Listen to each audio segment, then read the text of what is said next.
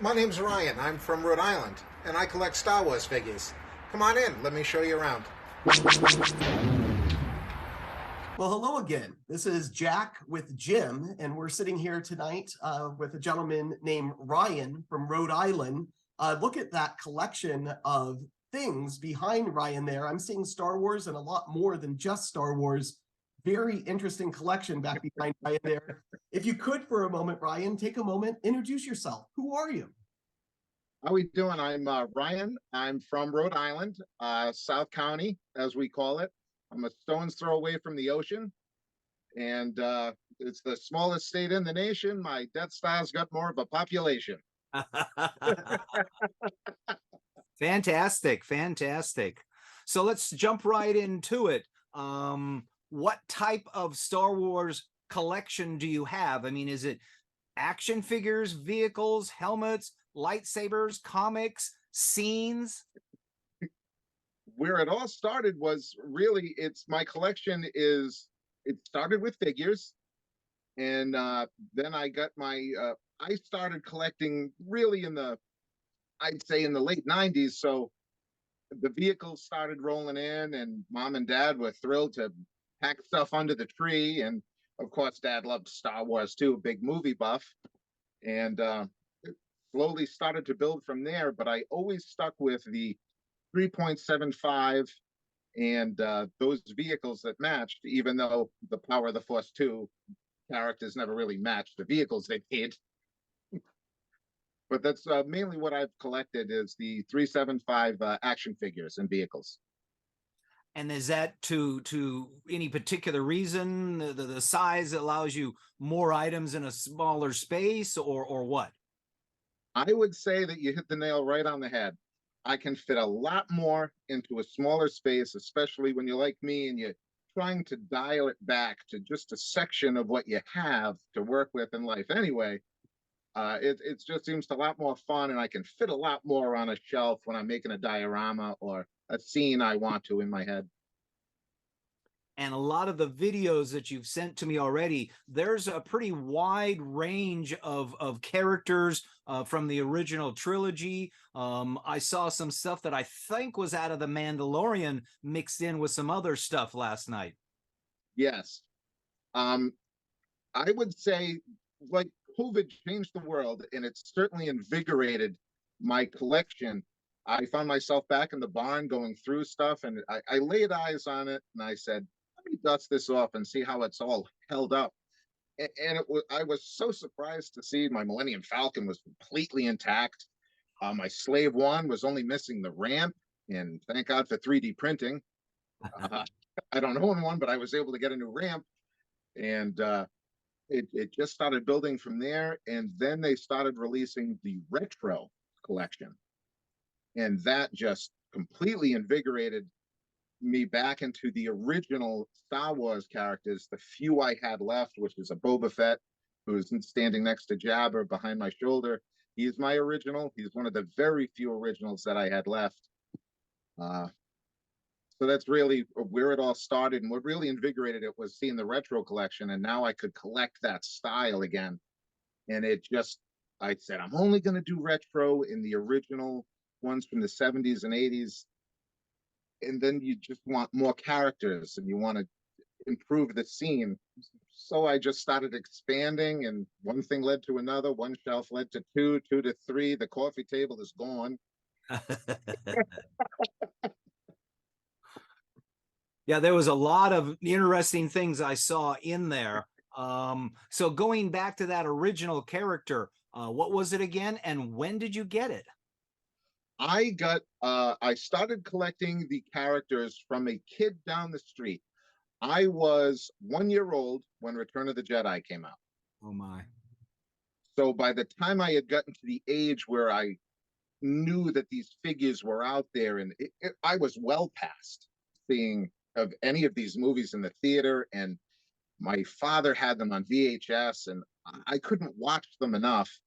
And then my brother came into the house and said, Anthony down the street is selling his Star Wars collection. And every kid, we lived on two dead end roads. Every kid was digging through their piggy banks, their couch cushions. We were down there trying to buy whatever we could, and begging our parents to buy used toys back then was pretty much impossible.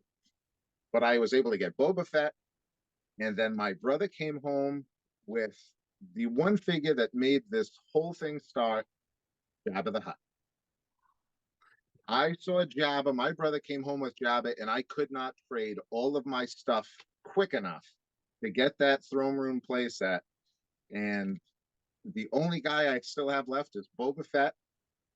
And I always said, I better get another Jabba the Hutt. I hated that I lost him, and I got one, then I got two, then I got just a throne that turned into a coaster, and it metastasized from there. Yeah, I did notice there was a lot of Jabba the Hutts in the videos. He's my guy. Good for you. Good for you.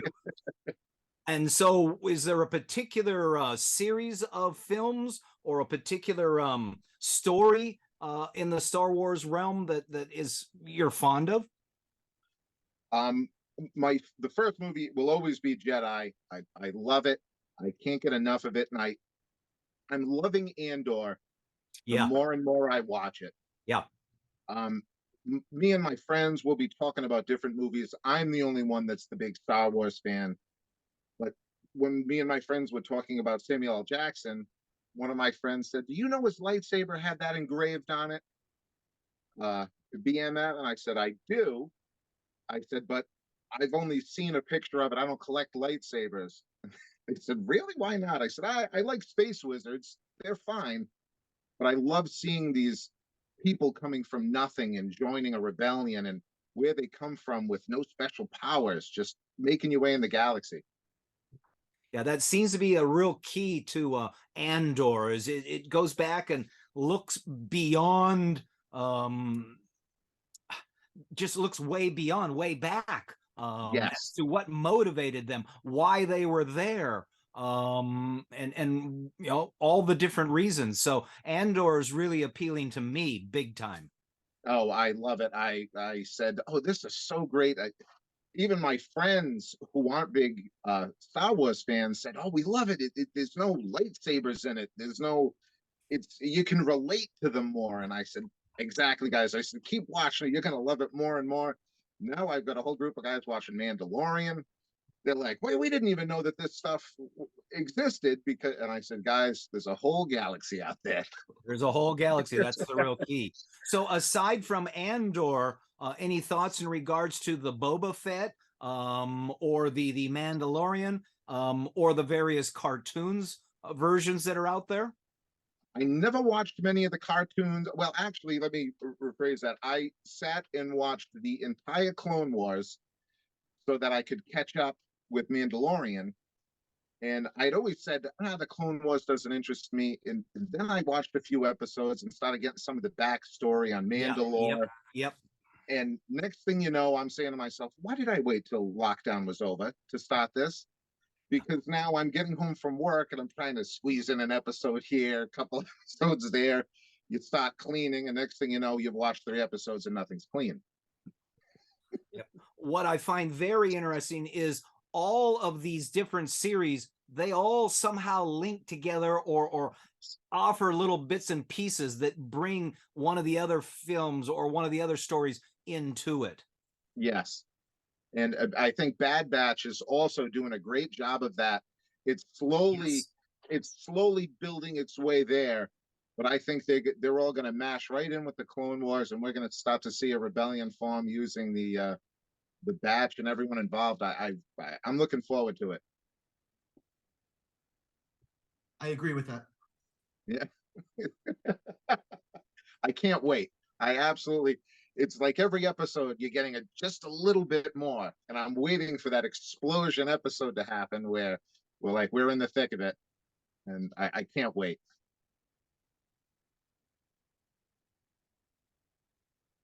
It's going to be it's going to be really something, and I'm hoping that they at least start releasing a few vehicles that are involved with the Bad Batch. I would love to see their ship in some way come into a collection, although I'm not holding any breath for the retro collection to bring any ships into the game. but that's why I'll buy the vintage collection ships and their play sets, because they really just add so much to a diorama and really expand the little universe I'm trying to build. Sure. There's actually a vehicle I saw in one of your videos that later on I'll ask you about because I did not recognize it at all. Oh, okay. All right. There's a few. I am fascinated with the talent that is out there.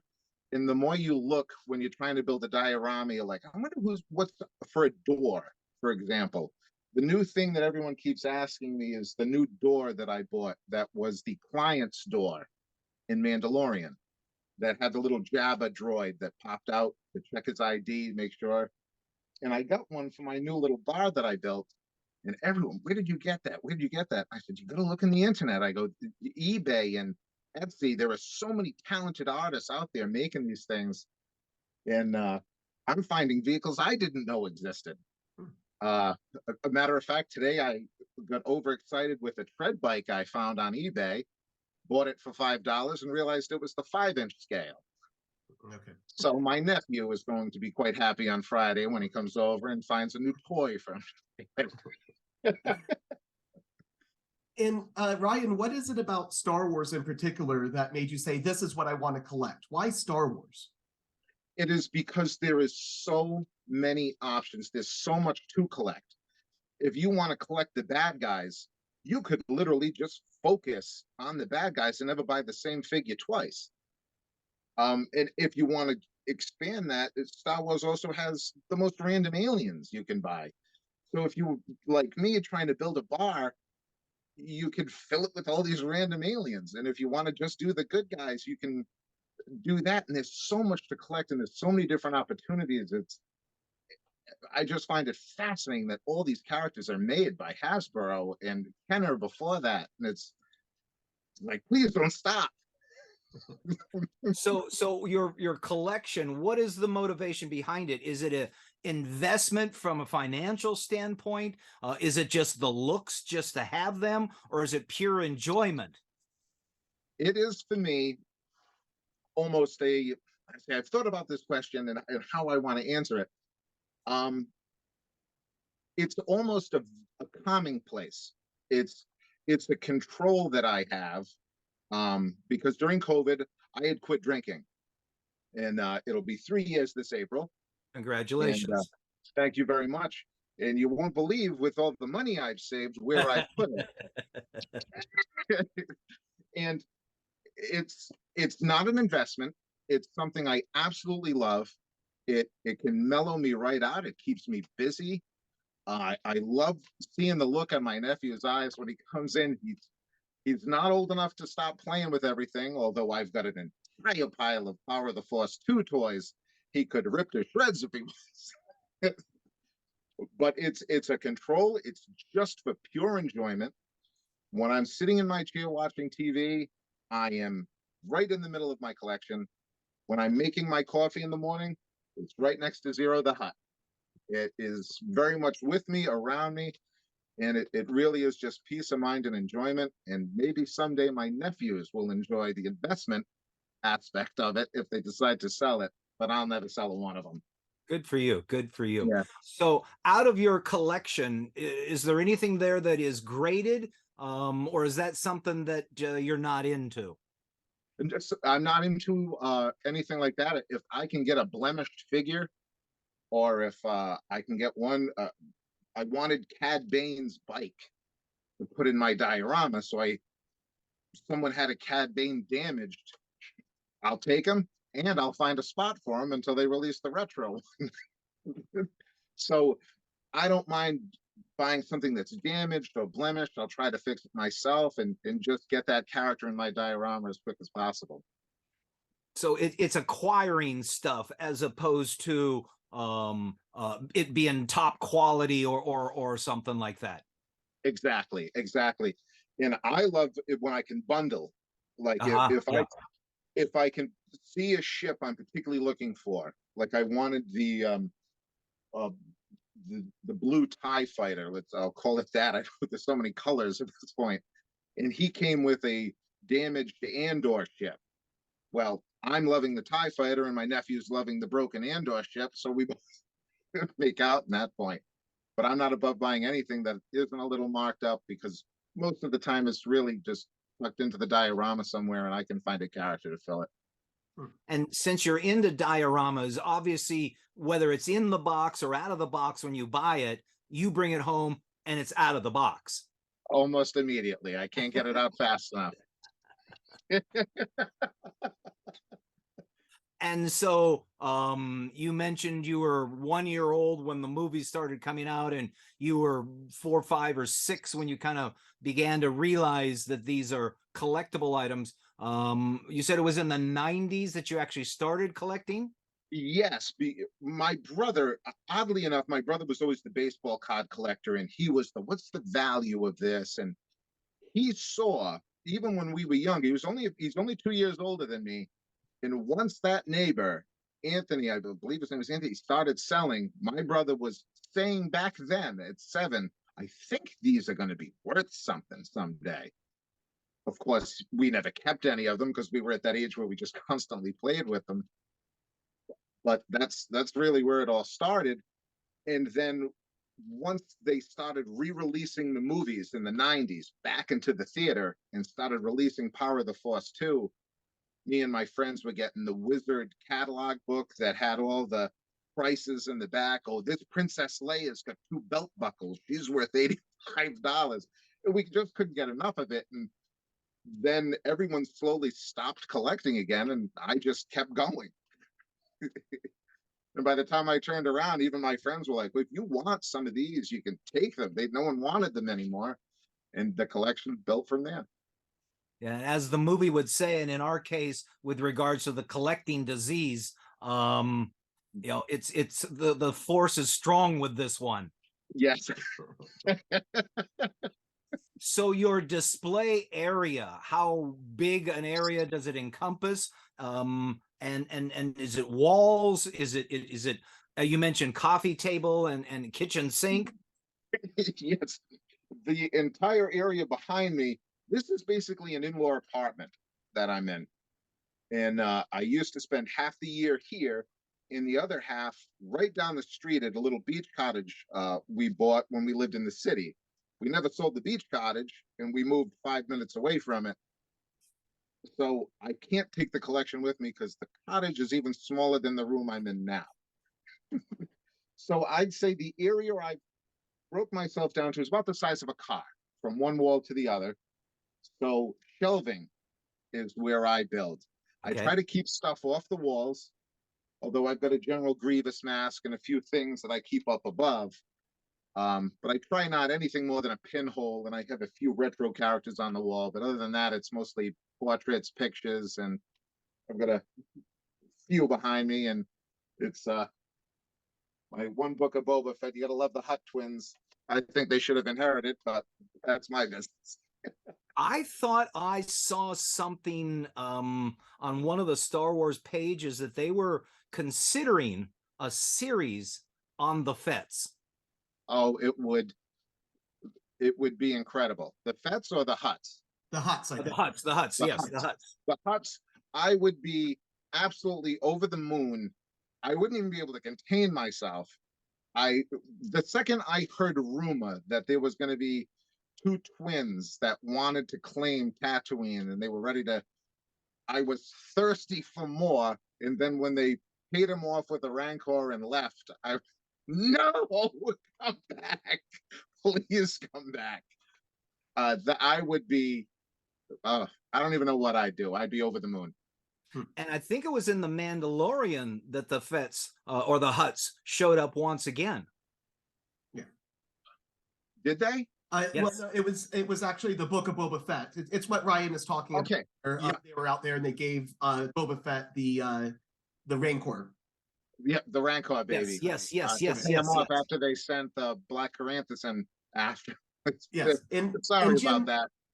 Jim might be a little confused because 2 of those episodes in the Book of Boba Fett were actually Mandalorian episodes. So, it kind of blended it very well.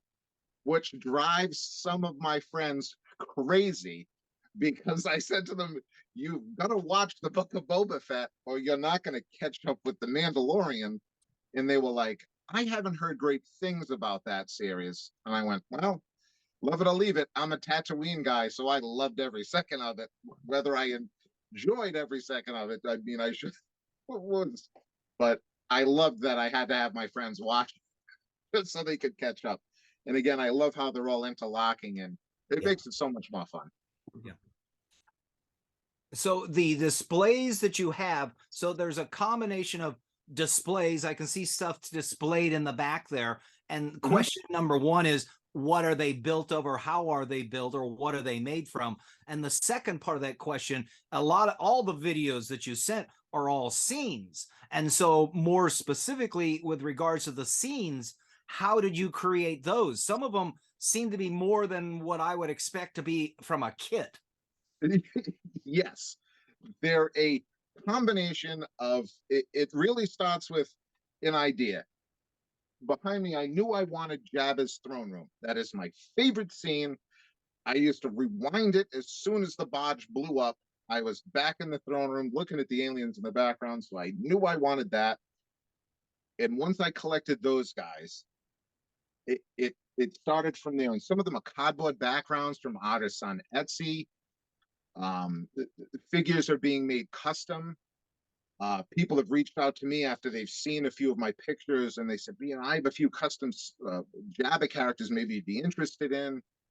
I missed out on the barge. Yeah. Yeah. But it just wasn't feasible at that time for me. So at least I've been able to cut that out, because I'll never afford one secondhand on eBay. I was just going to say the barge is very expensive. It's unbelievable. Yeah. So I've simply just cut that and said, let's move on, and I'll stick with my throne room. But I got the throne room. It was located on what was once the bar. And if you look behind me at Power of the Force, you'll see that the Rancor is leaning on what's left of a kegerator. That now holds my cream for the coffee in the morning. But on top, I have that's all Power of the Force 2. And the throne room currently is all vintage style, with a few of the females to mix them in, because there's too many guys in Jabba's palace. It's more of a pirate ship than a than anything else. But the fun part is when I'm dusting, I'll swap them. I'll take the vintage and put them on the kegerator, what I call the delivery, and that's Boba Fett delivering Han Solo. And I could just swap the scenes. I'll change out all of my vintage and put all the Power of the Force 2 in there, just to mix it up on occasion, just when you're cleaning. The rest of this, a lot of this stuff, I gotta say, I get it from the dollar store. Oh, wow. The sand, the cloth, you'll see where I have sand or dirt. Those are dollar store pillowcases. Oh, wow. Rip them up, tear them up, use them where you want. If you need more, head back up there, cost you $1. You can buy all new ones. Very good suggestion. Yes. The Death Star, which is one of my crown jewels, that slowly metastasizes every time I try to clean it. Maybe I can bring it out a few more inches, but I think if I come out any further, the whole thing's gonna go. Yep. Actually, that was also one of the questions I was going to ask down the road, because I saw that Death Star multi-levels. Yes, but before we get there, that's all styrofoam board bought at the dollar store. Oh, wow. That's just an old TV set about this big, but with the styrofoam and what I've added, I've been able to almost double it, and then park the 2 ships underneath that where the VCR went. That's how the Death Star area started. Oh, wow. Very cool. And so there was one, again, I'll come back to it down the road a bit, but there was one display that had some lights in the table. I'm going to call it the Empire conference room or whatever. Yes. I'll come back to that in a moment, but it leads me to my next question, because I saw lights or peg lights in that table, but in regards to your displays, how are they lit? That one table is the only thing operated by battery in the entire display. The rest are all little remote, battery operated, right from my chair. In case I want to fall asleep or I wake up, I can just click everything off. And what they are LED lights. Oh, wow. They come 6 to a pack with a charger. They're green, so forget about using batteries constantly. You can even switch them over to motion sensor, like my Dagobah, my Yoda, is behind me where I sit. So that's the only one on a motion sensor. So when I walk by, it lights up and I can say hi to everybody. And where are you buying those from? I buy them right off of Amazon. Okay. Yep, and they come 6 to a pack with a charger. It charges 3 at a time, and it just uses the regular charger for your cell phone. Very cool. Very cool. Yeah. So your displays, how are they arranged? By age, by episode, by character? Again, there's a whole lot of scenes, and you are definitely into scenes. Yes, they're arranged.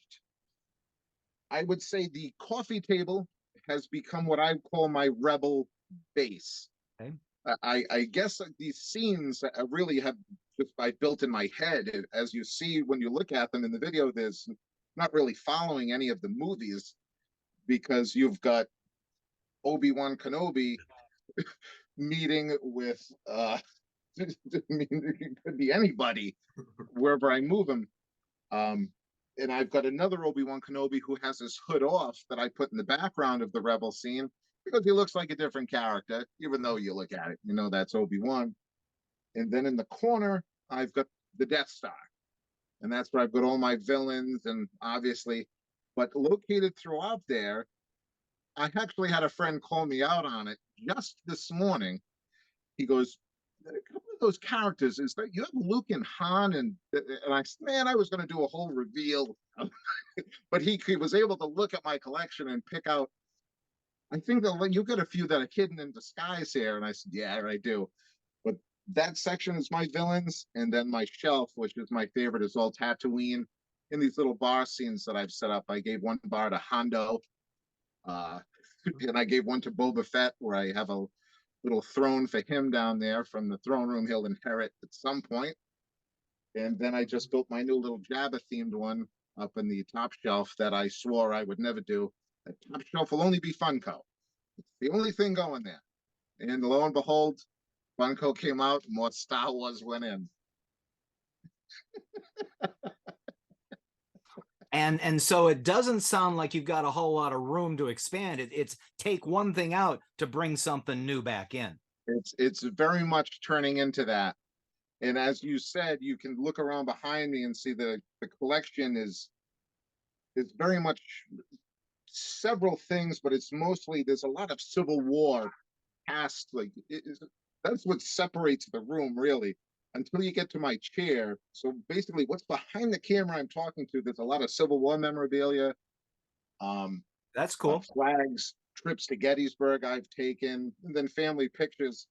So this part you're looking at, this is the Star Wars section, and once I run out of room, something's got to come out. And I put my foot down on a few things, fingers crossed. Michael Myers is behind me up on the shelf. I was just going to ask you about that. He's staying. He's my favorite horror movie villain. Yeah. So I have friends come over and go, what is it? What are you collecting at this point? And I go, what is it? This, well, it's beyond Star Wars. You've got, and I've sworn, but then again, if I did get the barge, Michael Myers is going to have to find a new home. Yeah, that'd fill up that whole top of that shelf there. The entire top. And every time I look at it, I go, that's where I'd put it. That's all I got to do now is hit the Powerball, and it's going right there. I also see a V mask up above you to your left up there as well, a V for Vendetta. Yes, he is up there. I got that at a Comic-Con. Wow. I just happened to be walking by the Rhode Island Comic-Con, and they were selling cheap plastic ones. I said, how much? She got that. She goes, do you dress up? I said, no, just collect pretty much anything that strikes my eye. And he comes off and on because that's where my coffee is every morning. So I got to pull him on every morning, get my pods back up. So everything is very much used, touched, lived in, dusted, cleaned.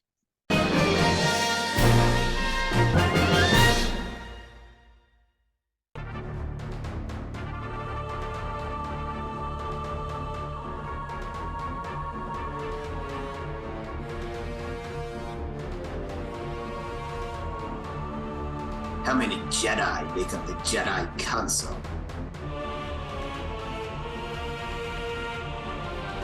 12. Did you get the correct answer? Either way, we hope you enjoyed testing your knowledge of all things Star Wars and had fun along the way. Is this heaven? No, this is the Collector Alliance. Man, I heard there's a subscription. Didn't you buy that for $100? Yeah, so? Okay, let me explain some basic arithmetic. Other platforms charge exorbitant fees. You could have purchased that on TCA for $70 instead of the $100 you paid, thus saving you $30 in fees alone. Meaning the subscription pays for itself. Yeah, I get it. But why don't I just buy it off social media where there's no fees at all? Oh! Come on, Scotty, how did that go for you? It didn't go well. I clicked on something, my mom has a computer virus, and they sent me a bunch of laugh crying emojis. My wife left. Zuckerberg took my wife! She left the dog. I don't even like the dog. My therapist fired me. Don't they take an oath? I'm too young to get scammed. Is TCA gonna bring my wife back? Where's my wife? So what you're saying is, when the platform is free, you're the product, and it's not free at all. There's no such thing as a free lunch. Well, there is at my school cafeteria, but the pizza sucks and the lunch lady has a fro, and... The Collector Alliance is where buyers get better deals and sellers don't get nickeled and dimed. So simple and easy, even a kid gets it.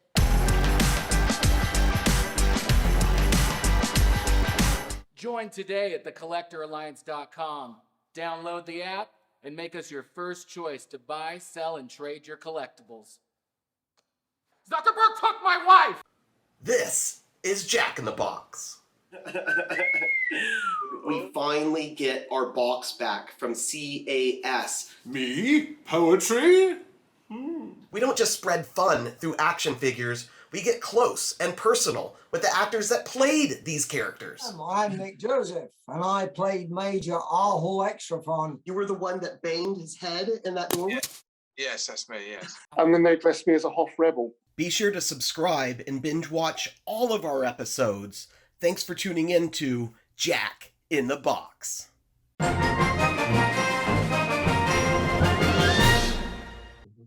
You have referenced Dusted and Cleaned a number of times. I got to be honest with you. It's something, to be honest, I've never done.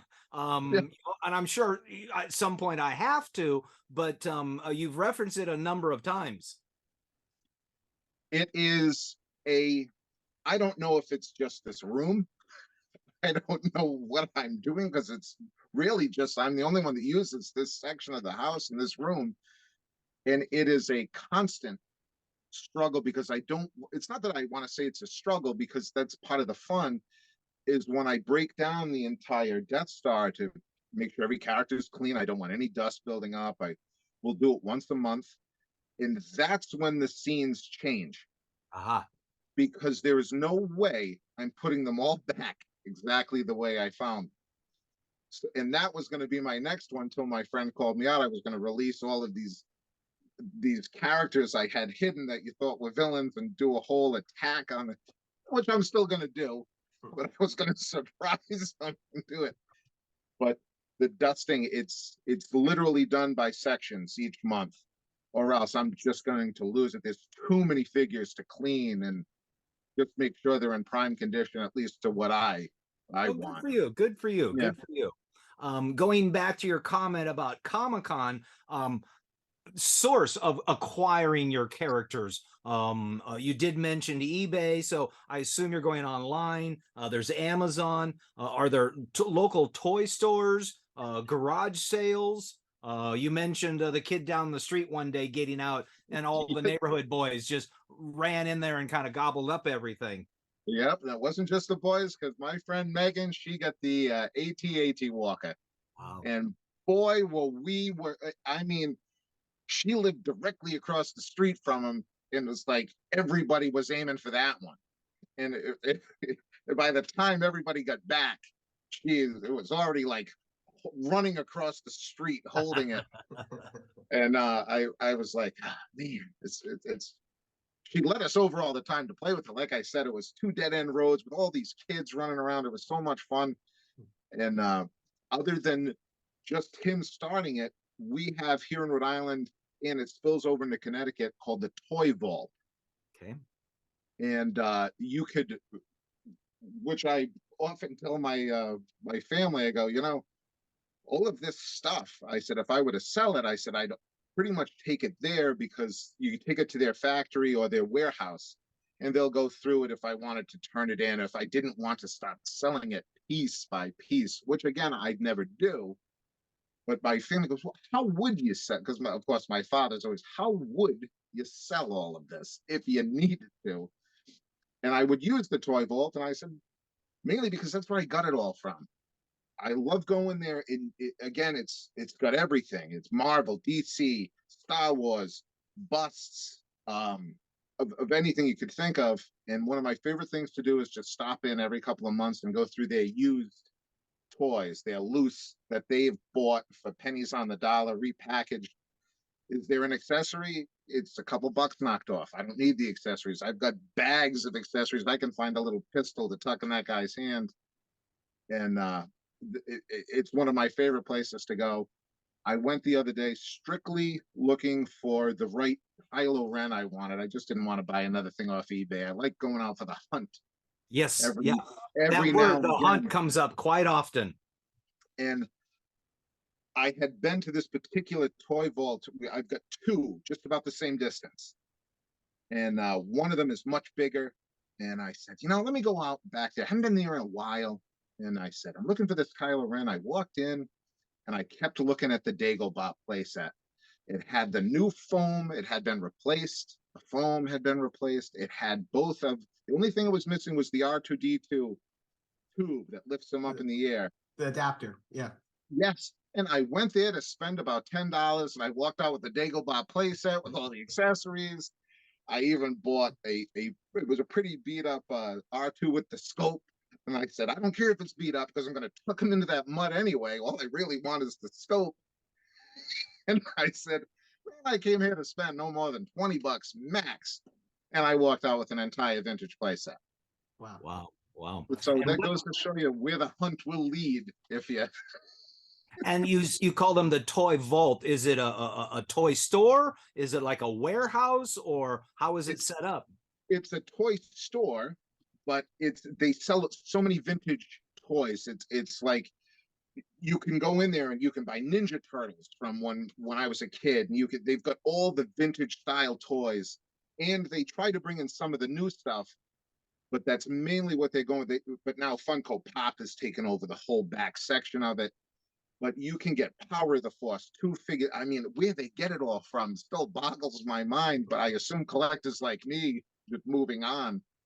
But that's what they sell. A lot of retro toys, and a lot of the newer stuff all seem to be the busts, the really detailed busts of all different figures from DC right down to Star Wars. I was in the mall last night, and I saw a toy store down on the lower level. So I went down. By the way, hold up that blue milk once again. And I went down to that toy store, and I kind of walked through it. Very small collection of Star Wars stuff. Mm-hmm. And it was all stuff that I've already bought off eBay. Yes. And as I came out of the store, the thought that went through my mind is the most predominant item that he had in the store was 2023 calendars. And I thought, we're 2 months into the year already. How come you still got all these calendars up there? And part of our project here with this whole video series is to try to appeal to pet stores. But Jack, I don't really know of any pet stores here in LA other than the one that I've heard so much about is Frankenson's. Mm-hmm. Which is a huge warehouse. I mean, huge. Another person was just talking about it the other day. Mm-hmm. Yeah, there are a few toy stores over in Burbank. There's a place called Blast from the Past, and they have quite a bit of stuff. It sounds very similar to Ryan's Toy Vault, where they have a little bit of everything. It's not just Star Wars, but they have the Turtles, G.I. Joe, He-Man, a whole gambit of things. Interesting. So Ryan, you've mentioned your nephew a few times. Are you and your nephew the collectors, or is there anyone else in your family who's a Star Wars collector? I am the only collector of Star Wars in the family. Everyone seems to have a collecting bug of some kind. My father is Stephen King novels. We've got every hardcover that he's ever come out with. My brother is the baseball and football card and autograph collector. And me not being the big sports guy or into that, I just gravitated towards movies, which were my father's second favorite thing next to books. And me and him just started watching more movies, and he had the sports with my brother, so he was getting the best of both worlds. And then I got that collecting bug and found something I loved like Star Wars and said, man, this is just a lot of fun. And speaking of the bug, would you say that that bug is an obsession? Is it a compulsion? When you're out buying stuff, is there a budget that you go in with? Is it under control? Is it out of control? All right. Now, several people would answer that question many different ways. I would say when I'm going to do a trip to the toy vault, like let's say I'm going to bother to drive the hour, go to Connecticut, go to this. You remember what a mall is, right? They used to have a lot of different stores. You go into these malls and they're almost abandoned. But then you turn the corner and see the toy vault, and I try to have a budget, but you never know what you're going to find. Obviously, when you're on the hunt, and like I said, one thing turns into another, and the look on their face when I walk over and go, "Can I start a pile on the counter over here?" And because I'm walking around like, okay, this is too much, and the shopping cart feels wrong. This shouldn't be filling up a shopping cart with vintage toys. But when I go out like that, I don't have a budget when I go out like that. I mean, obviously I'll know this is too much. But like I said, I went with a $20 budget the other day and walked out with a Dagobah playset. Yeah, the person I was having a conversation with the other day about Frankensons said, "Oh, you should go out there." And she says, "And just to look." And I thought, well, what fun is that? And what went through the back of my mind was, Jim, leave the credit cards at home. And I thought, what fun is that? What's the point of going to someplace if you're not going to buy something because you know you're going to find something? It almost was like, I don't want to say, but it was like I had seen the Dagobah place, and I must have walked back over to it 3 times and been like, look, I love Empire. It's almost a flawless movie in its own right. It's really just an incredible writing, the story, the film. I mean, everything about it is perfect, but I'm not a big Empire collector. I've always stayed towards Jedi, and I just love Tatooine and the amount of aliens there and the different people and all these little stories. But it's like you said, it's so much fun. There's never really a budget, and you never really know where it's all going to go. Going back to who is the collector, when you have friends come over and you show them your collection, what do they say? I think a few of them think they should remove my credit cards. A few of my friends will come over and go, "This has changed. This room has certainly, COVID has changed this room." And they'll go, "I can't put my finger on it, but didn't you used to have a counter over here? But now Jabba the Hutt appears to have built a throne room." And then once they realize, they're like, "You still use all of this space?" And I'm like, "Oh, I have to move half of the Rebel base if I want to have breakfast on my coffee table." And like I said, it make my coffee right in the middle of Jabba's little party. I might as well play some music, get the Max Rebo band kicked on every morning. There you go. There you go. Yep. There you go. So my next question, and I think I already know the answer to it, is what's your favorite item? My favorite item would be my Jabba the Hutt. He's my personal favorite, but my favorite diorama that I have, I don't know if that's where my favorite item is my Death Star set. I can't believe how well it came together. It started with the BB-8 playset, And then I said, I'd really love that 3-story Death Star. And I said, but I'm going to want to customize it my own way, because I kept telling myself that blue gun has got to come off that top floor. It's just that's a prime location to be used up for a gun that just sits there and falls apart. So if you you'll see the video where I turned mine into the entire bridge Yes. of the Death Star, and I put the blue gun on top of my homemade Calamara Oh yeah. that's up in the corner. And I said, well, I don't throw anything away, so I might as well give them the gun. And then everything just started linking up and metastasizing. And so, go ahead. I'm sorry, Jim. I just so I'm clear, are we talking like the 1978 Death Star that you have over there? Yes. That I knew I wanted it, and I said, well, I bought the BB-8 playset really because it's the perfect display set. Right. It's leveled off perfectly, and I thought, man, I could put a whole bunch of figures here. And then the scene started to build itself, and then I said, I just need more room, and 3 stories of room is perfect. And then when I put it next to the BB-8 playset and I just kind of pushed them together, the floors went almost perfect. And I said, I can just make this into a giant playset.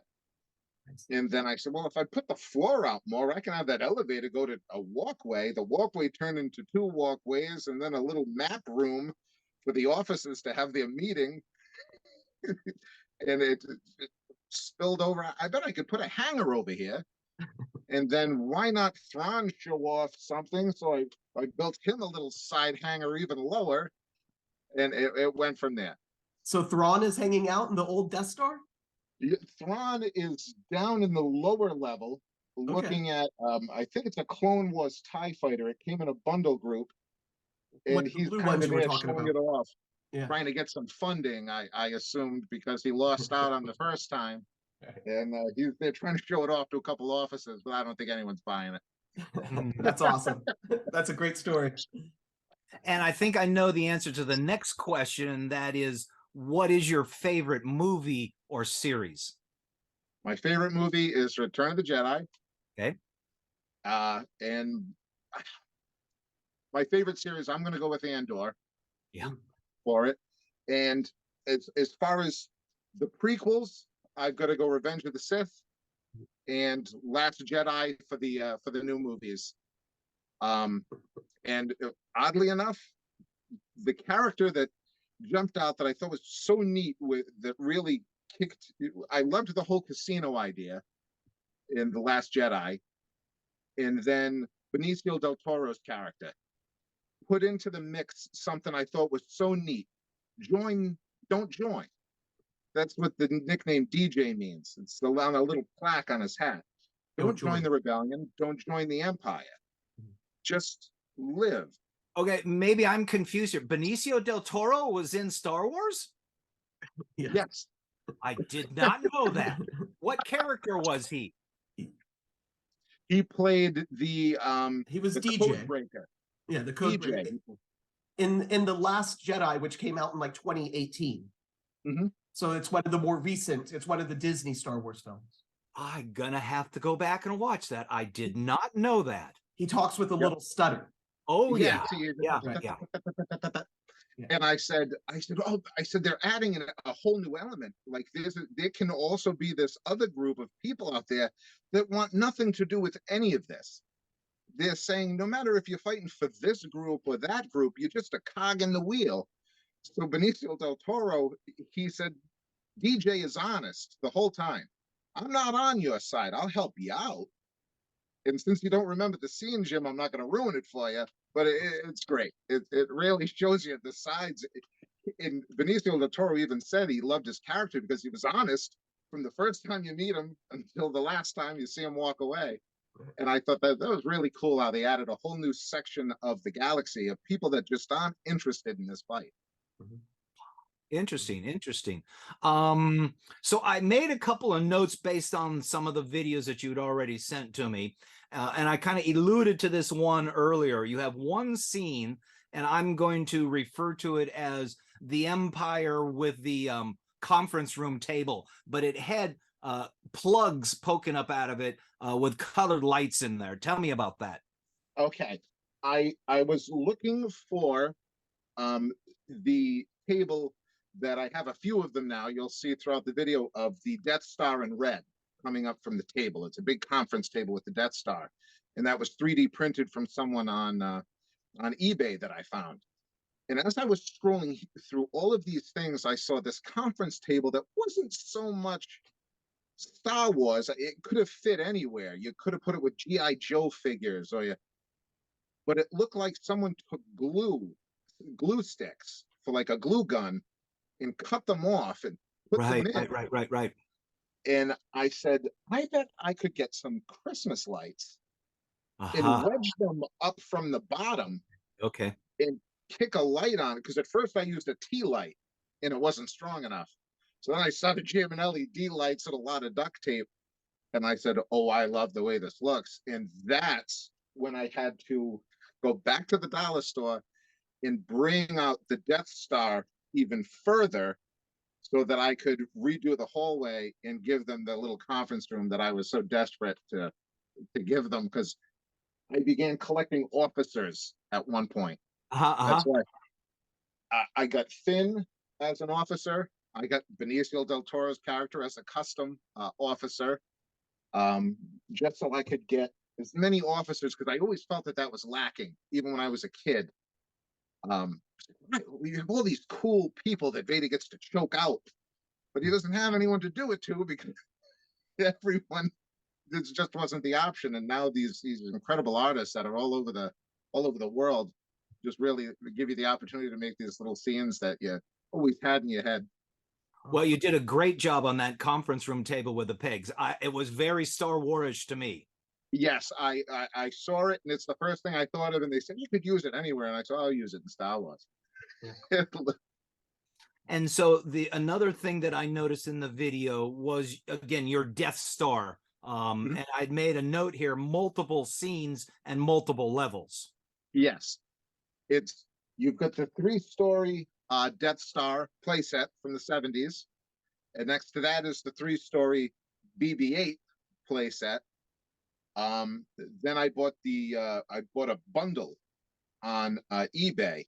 Someone was getting rid of Princess Leia's ship hallway. I saw that. They bought. That person must have bought 3 of those and 3 of the bar from the Mandalorian in the vintage collection, and tried to do something with them, but it mustn't have worked out. It worked out for me. Wow. Because I just started using them, any piece anywhere I could, and I said, man, this is without a plan, and it just worked out that way. And then I started building the bars for my Tatooine shelves, and I said, man, this really worked out. Might not have worked out for someone, but it worked out perfectly for me. Right. Interesting. I had a couple notes that I had written down just from our conversation here, Ryan. I wanted to follow up. You talked about when you first started buying some of the Power of the Force 2 figures, in like 1995, 96, when those started coming out, that you also bought vehicles. But you said figures didn't really fit into the vehicles. I have some Power of the Force figures, but no vehicles. What's going on? Why don't they fit? What had happened is they used the same molds for the vehicles as they did for the molds for the original toys. Right. So even though they designed these figures for Power of the Force 2, they were too muscular. And the reason they made them muscular was because they were competing with Power Rangers at the time. So they didn't think having skinny Luke Skywalker, let's make him buff and jacked, or they made all these figures, but all the vehicles were just remolded from the originals, and nothing fit. So it was like so frustrating to have. I'm like, why does Luke have his shoulders are this big, and I'm trying to jam him into this? But the nice part is you don't have to spend the money on those original 70s vehicles, because the ones they made in the 90s are half the cost, and it's the same mold, just with some updated paint that they made in the factories. And that's been convenient for me, because as much as I'd love to have all the vintage, I'm happy to save a couple $100 on buying a 90s vehicle. Sure. Oh, that makes a lot of sense. I thank you for that explanation. I didn't quite understand why that didn't fit. I get it now. The other thing I wanted to follow up on is you're talking about some of the more recent items that you're buying, and you're buying more of the retro collection action Yes. figures. Why have you decided to go more retro collection as opposed to vintage collection? It just, I guess it just reminds me of a happier time, you know, just when you first started. And I never thought I'd ever see them go back to that style. And you never thought anyone would want to buy them. And I kept saying to myself, I go, what's going to happen is everyone's going to run out and buy these retro figures, and they're going to keep them in the box. And just like the Power of the Force 2 in the 90s, they're going to be worth pennies on the dollar in the end, because everyone's got one carded and mint condition and tucked away.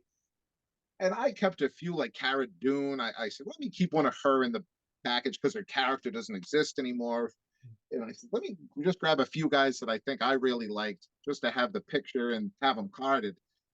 But other than that, I just love that they're coming out with them. And I had mentioned Cad Bane before. They just released the retro collection, and who's coming out for the Boba Fett show? They're coming out with Cad Bane.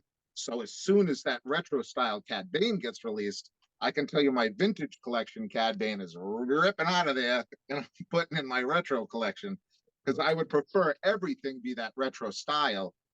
But I try to at least keep it down to the first release of those figures.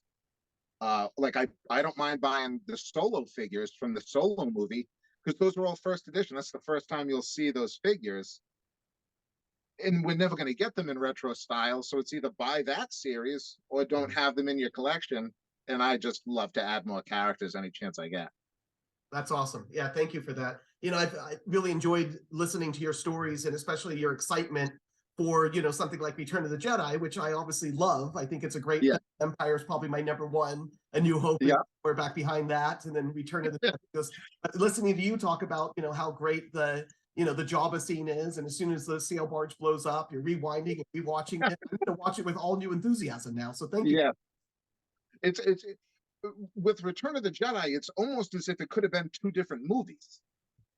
Many people go, man, you could have done a whole thing on just saving Han Solo and then going into the Ewoks and Luke saving Darth Vader and all of that.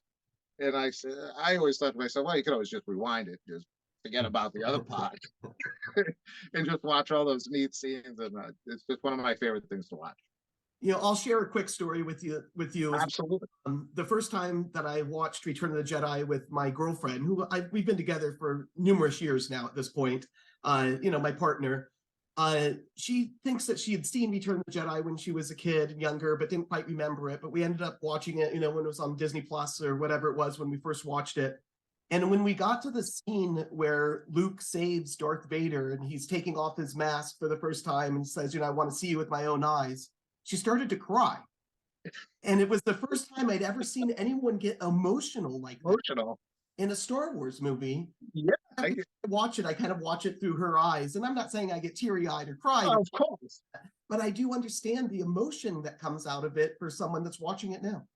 Absolutely. I mean, when you really stop and think about the whole scene, he just really wants to look at his son and realizes, boy, what a waste of a life. And even when I refer to him, you go, the miserable life that Anakin Skywalker, you feel bad for him.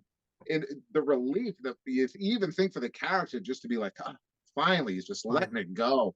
Right. And just let me look at you just once with my human eyes and not through this red filter. Right. And I can get it. It is like, man, it hits you right in the feels, as they say. Sure. The scene that got me was the one where Darth Vader split Obi-Wan Kenobi in half.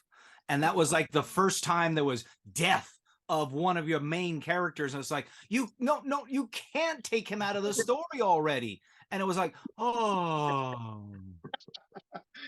And then you had to wait to see him again. We didn't see it till was the Obi-Wan series where Qui-Gon Jinn finally showed back up. And then you got Darth Maul. He comes back for the Clone Wars. And that's one of the main reasons why I went back to watch the Clone Wars. Is once I saw the Solo movie, I said, I got to find out how Darth Maul made it back with these robot legs that you see him sitting there. And I said, I heard rumor of the robot legs, but now I got to go back and watch how many seasons and how many episodes per season? Seven- And I'm like, why 16. didn't I do this during COVID when I was just stuck in this house? But I'm thrilled I did it, and I would do it again in a heartbeat. Yeah, I think it's 7 seasons and about 16 episodes per season. So that's a lot of Yes. that's a lot Oh, of Clone God, Wars. what an undertaking. And it's all that interconnecting of all those stories that Yeah. it just, oh, I now understand that, or oh, that's where that came from. Which is what made me tell my friends, guess who's gonna watch Book of Boba Fett? You're not gonna be able to figure it out if you don't get in there much. Just at least episodes 5 and 6. Maybe you have to watch the I didn't tell If them you're that. going to commit I to didn't 5 and tell them 6, just that. watch the whole thing. So one of my other questions that I saw in the videos you sent to me, and I mentioned it earlier, there was a particular vehicle, kind of a red and gray or a red and white striped vehicle, almost looked like a tank with multiple levels, and there was a lot of stormtroopers, if I recall right, or Empire guys hanging out in it. Okay, that's the Walker from the Clone Wars. Oh, okay. That's the AT maybe, but it's a 6-legged walker that that the Clone Wars pilots had, and I just thought it was so cool with the giant cannon on the front, and there are so many seats in it. I said, well, here's what had happened. I originally bought all of the Remnant Troopers. This guy was making vintage style Remnant Troopers from Mandalorian. And those are the stormtroopers that had survived and continued to still work behind the scenes, and all their uniforms are dirty, their armor is dirty. And I said, now that I canceled doing that display, I said, where am I going to put these guys?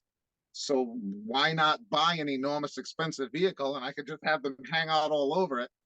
And thus started yet another small diorama of characters. Awesome. And it is really one of my favorite vehicles I own.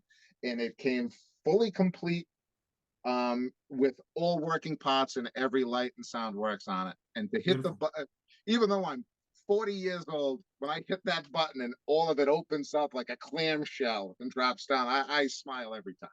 Wow. Yeah, that cool. sounds like I think you called it right, the ATTE Walker. Yes. ATTE, yes. Yep. Did not the guy that we interviewed from Sweden have a similar vehicle as well? I don't remember specifically an ATTE. He had some kind of custom vehicles that were pretty interesting. I think one of them was an AT-AT Walker, an AT-AT Walker. Mm-hmm. Also, I think had like an A-Wing that was interesting. Okay. So Ryan, as we kind of wrap things up, first of all, thank you very much. You've got a great collection. You're a fantastic builder of dioramas and scenes. I'd like to ask this question. What advice would you give to other beginning collectors or collectors in general in regards to how to go about collecting, maybe where to go to get your stuff, thoughts, suggestions? The number one suggestion, and this is something I have the most trouble with, patience. Patience. You're going to save yourself a lot of money waiting for the right time to buy it. Yeah, sorry, that doesn't work for me. I have no patience. It doesn't work for me either. I knew that I wanted the Jabba the Hutt that came with the Rancor scene from the Black series. It's the 3.75, and the only way to get him is to buy the Rancor pit scene. And they re-released that figure with the barge. It's the same Jabba almost. And obviously I could never get the barge.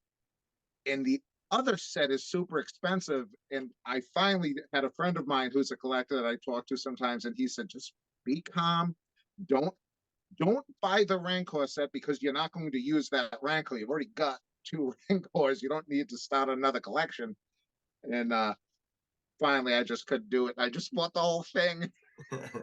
I said, man, and which almost fears me, because I'm like, I know the second I check again, I'm going to see one up there for But I couldn't handle it, and I said, finally, but that is the biggest piece of advice. Use patience.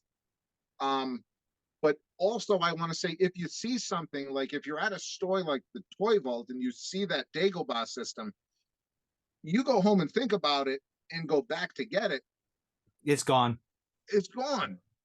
And which is why I looked at it, I said, wow, that's really cool. And I want one, but I don't have the room, and I'd have to put it in the study area of the room and build that little diorama with fake plants and everything. And I said, no. And then I said that to myself, I'm going to come back here in a month and it's going to be gone, and I'm going to think about it. So again, my patience ran thin, and I went over and said, yes, I'll take this pile I have here. And someone grabbed the keys to that shelf over there and start unlocking it, because I'm going to need some stuff out of there. And that's when they were like, who are you? It's like someone who should go home. Yeah. Well, I wouldn't surprise me if they have run into people like us many, many, many, many times. Absolutely. So they just kind of sit back. They're the ones with patience, because they sit back and watch these people come in who don't have patience. Mm-hmm. And they must be licking their lips, because when they see me come in now, I specifically try to let to see it, because I know when you stop buying, I figured out when I stopped buying, let's say I'm buying a bunch of the solo characters from the movie, like I was at the time, and I knew that I had gotten pretty much all of them they'd had at that store. When I went back in, there were 3 times as many solo characters there, because they must have called the warehouse where people go and sell their goods back to them. And they must have said, hey, we got a guy coming in here buying all the solo characters, ship them all. But by the time I went back, I'm like, I'm actually looking for some Last Jedi guys. Like, get on the same page. They had somebody on the hook. Yep. Oh, yeah. They were like, oh, this guy is buying every solo character. I mean, send them all. And by the time I got back, I'm like, I bought a lot of these guys on eBay already. I wish I knew you were going to bring them. Right. Well, very cool collection you have. And I really like all the dioramas that you've built yourself. They look very interesting, very well done, very well thought out. Thank you very much. Thank you very much. It's so much fun. And like I said, my favorite part and least favorite is cleaning it and coming up with new ideas and resetting them to whatever little idea pops into my head. Absolutely. Fantastic. Jack, got any further questions? No further questions at this point, but I do want to remind everyone, if you want to continue to see more content like this, be sure to subscribe to this channel, help us spread the fun as we're doing with these collectors. And if you have any questions for Ryan or want to make any comments to Ryan, be sure to go down into the comments area down below, leave him a question, leave him a comment. Ryan will be checking these. He'll answer your questions. Basically, just do all the little things that they ask you to do on YouTube. And again, help us spread the fun. Ryan, I just want to thank you again for sharing your collection with us. This has been a very enjoyable conversation to have with you. Really do appreciate it. And I always like to end with, may the force be with you. May the force be with you. Thanks for having me on, guys. I really appreciate it. Thank you very much. All right.